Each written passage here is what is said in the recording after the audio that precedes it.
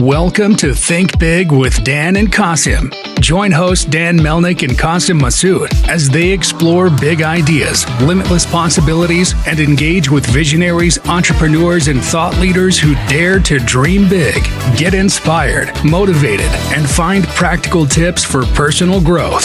Think big, dream bigger, and ignite your potential. Welcome to Think Big with Dan and Qasim. And if you want to go ahead and introduce yourself, tell us where you live and what you do for a living. Yeah, my name is Tana Cofer. I live in Utah County area. And for a living, I do a lot of different things. I am a stay-at-home mom / I'm a interim CMO at a baby company / I launched my own brand called Glitterface, and I'm a bodybuilder. Those are the big cool things about me. Awesome. So in terms of your brand, let's talk more about that, right? So Yeah. What exactly is it and how did you get the idea for it? Yeah, so Glitterfaced is a play off of the word shit-face. So essentially, it's edible glitter for drinks. And so you can see I have one right here. I always have one. It's edible glitter. This is in sparkling water. And the way I got the idea was all my life, I never drank until last year. And whenever I went to social situations and then be drinking, which is fine, but I felt like I was missing out a little bit, you know? I was missing out on like this buzz, this like, let's get shit-faced kind of vibe. And I was like, I'm a designated driver, you know?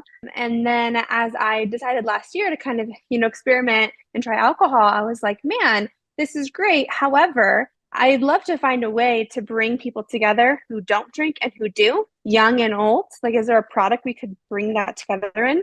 And I saw on TikTok a video of someone like spilling glitter in her drink. And I was like, that sounds messy and not delicious. That sounds granular. And I looked into it and there was an open space. And I was like, you know what? That sounds like a lot of fun if it was done well.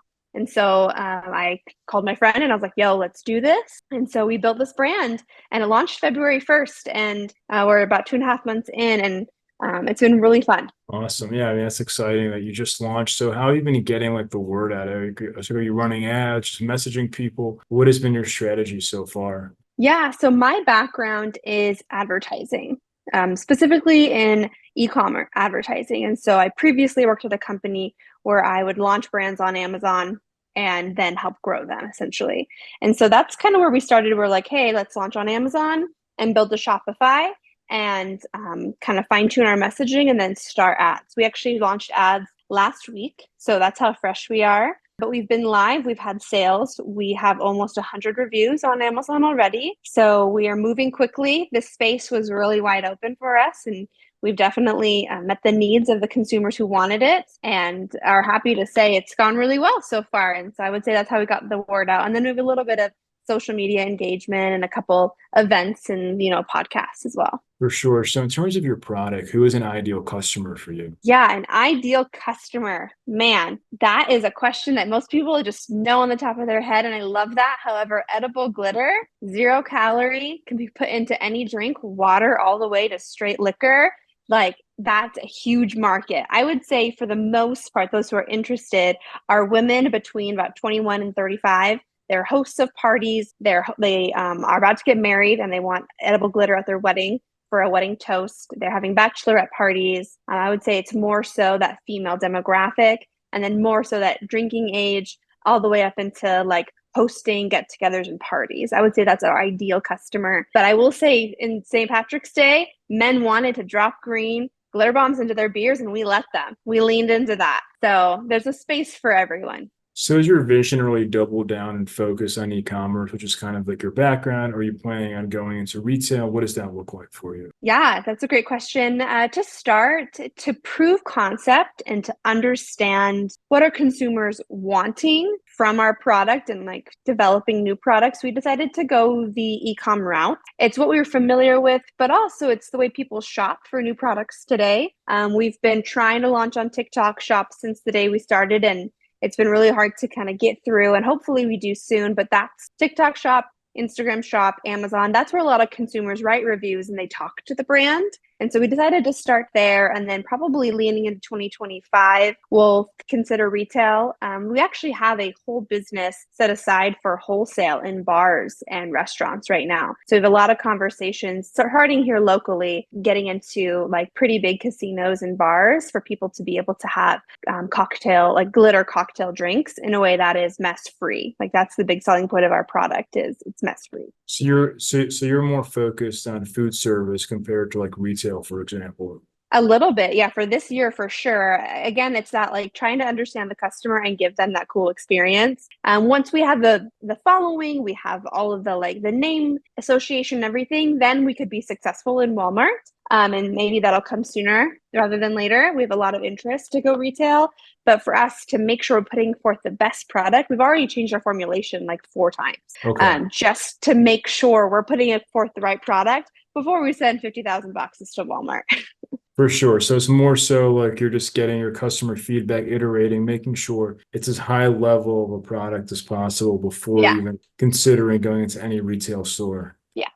Awesome. So in terms of, like you mentioned, right, you have all these different strategies, but what would you say is like the biggest challenge that you're currently facing in your business? Yeah. So I'm going to give you 2.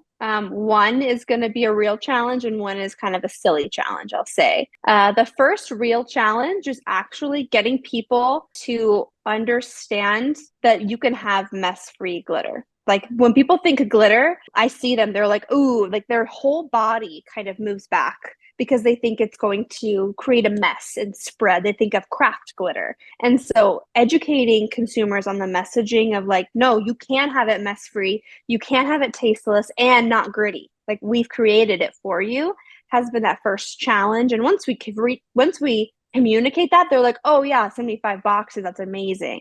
But it's like that first step. And then the second one is people think that they are going to shit glitter everywhere. Like literally. Like so many people DM me on Instagram, like, I would love this product, so fun, but I don't want to be pooping glitter tomorrow. And I'm like, you won't be. Like the amount of glitter we use is so fine. It's so little. And I drink it literally every day. I'm always drinking it. And so that's kind of like a silly problem that we have. So people are afraid to try it because they're afraid of like how their stomach would potentially react to it. Yeah. That's wild. Yeah. I mean, I guess like for you, it's probably more so even like, have you thought about, or have you done even like sampling of drinks with the glitter, things like that?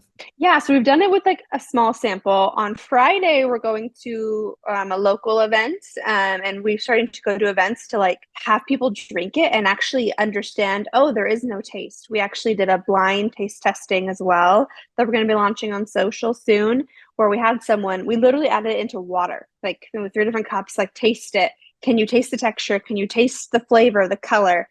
And they couldn't. And I feel like that's something that people just don't understand. They're like, there's no way. There's no way. And so that's going to take some education for sure. That's going to be our biggest barrier. But I think it's a really fun barrier. It's like, I'm getting you excited and I'm like telling you you're wrong. Like I'm educating you, and it's really fun. For sure. So obviously now, like you mentioned that you just launched, this is like your first year of business. So for this year to be successful for you, like, what are some of your biggest goals and objectives for 2024? Yeah, our biggest goal is to essentially rank #1 on Amazon and on Google for any term edible glitter by end of year. Our product is so hot in Q4. We decided to launch in February, and that was to give us enough time to have several iterations of our product and packaging to make sure it was perfect and to get the organic rank as high as possible before having to throw a bunch of ad dollars at it, to make sure that we are #1 all holiday long come October 1. When people are searching for edible glitter for my Christmas party tomorrow, we'll have it ready for them. Are you more focused selling Amazon, or are you also doing D2C? Yeah, so we have a D2C, we have a Shopify. I would say that that's mostly for credibility, so we're a real brand. Our like competitors on Amazon, some of them they're just manufacturers, right? They're just sending product and they're just bottles of glitter. And so I think that a lot of people want to buy like from a real brand. And so we have that for authenticity. We do fulfill through it. You can buy through our D2C, absolutely, and that's totally fine. But I would say our focus is mostly on Amazon. For sure. So obviously in 2024, many companies use high-level technology like AI. Yeah. So do you guys currently use it? And if not, where can it add value for your business? Yeah, so we leverage AI from a content perspective. The company is just me and my co-founder, and then of course, like our spouses help package here and there. And so to get the level of content out like daily that is expected nowadays, people have teams for that, and that's really difficult. So I use AI to like upload a bank of content and have it like help me, kind of move what's trending, here are the audios, here are the hashtags, that type of thing is how I leverage it. And then once we start spending more on ads, my past life, I'm very familiar with ad tech. I helped to build that at a company. So I'm very familiar with the technology that can help grow your sales and rank on e-com. And so that's the next kind of step we would make once we have the traction where that type of AI would be justified, and it'll be coming soon, I'm sure. For sure. But it could be thought about AI for like customer service, help explain your product, things like that. Right now, no. I love the small business feel. Like you talking to me, like, yeah, I'm one of the founders and I'm going to tell you, I'm going to take 10 minutes out of my day to tell you about my product. That's where we're at today. And Right. I'm not saying that that's out of the question, but I'm the kind of person that really wants that personal approach, and I get frustrated when I don't get it. And so I don't want to provide that. For sure. So what would you say is the one biggest piece of advice that you wish you knew before you started this business 2 months ago, or I guess like 3 months ago? Yeah, glitter and sugar melt. There's a melting point. So shipping it in to Amazon, there's a window of time. And I did not realize that before. All the brands I worked with before were not in that space. So I would say from a manufacturing and product perspective, I wish I had done more research onto like the conditions of the item, the temperatures and everything, because I've had to throw away a lot of product. And this early on, like that's a huge cost, right? Right. And that's the research I wish I did, and that I would recommend anyone else do, is like do your due diligence on your product and every condition that it could fail in. Right, for sure. Yeah. I mean, that's something we talk to brands selling chocolate, and I'm in Texas. So it's like in the summertime, yeah, things like that. People don't realize those things before they get started. So if we're going to Yeah. have this conversation again in 1 year from now, where do you see things going for your business? Was the question, where do I see things going? Is that what you Yeah, said? yeah. If we're going to chat, mid-April of 2025. Yeah. Well, hopefully we do. And I would say I would expect us to be like number one in the category for edible glitter for drinks, which technically isn't an Amazon category. It's like glitter dessert. I think it's, anyways. I would expect us to be, number one, first row for a lot of those keywords. And I would expect us to have launched probably on one or two more e-com channels, maybe like a Target online and a Walmart online, and be talking about going retail, probably is what we'll be doing, as well as hopefully have like, maybe we'll have like 50 or so bars that are using our product daily. That would be super cool. We have a couple lined up here in Utah, but yeah.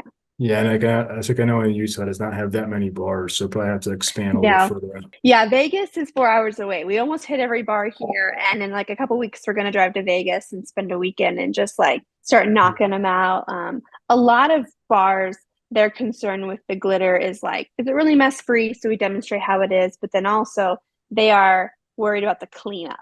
They're like, if I spill the drink, will the glitter Yeah, go everywhere? And I'm like, no, like the glitter's infused in the drink. Like the glitter is not going to separate from the liquid. Like it's just kind of that mind thing if you think of craft glitter and it goes everywhere. And so we need to go in person, like to talk to these bars and show them. And so that's our pursuit for 2024 for the most part. yeah, 100%. So if somebody watching this wanted to reach out to you, do you mind sharing your website or social media, I guess, best ways to get in contact? Yeah, our hashtag is get glitter faced. Who needs to get shit faced when you can get glitter faced? That's our handle as well. And then our website is glitter-face.com. And then my name's Tana Cofer, and you can find me on Instagram at Tana Cofer. And yeah. Awesome. Well, thank you so much for your time today.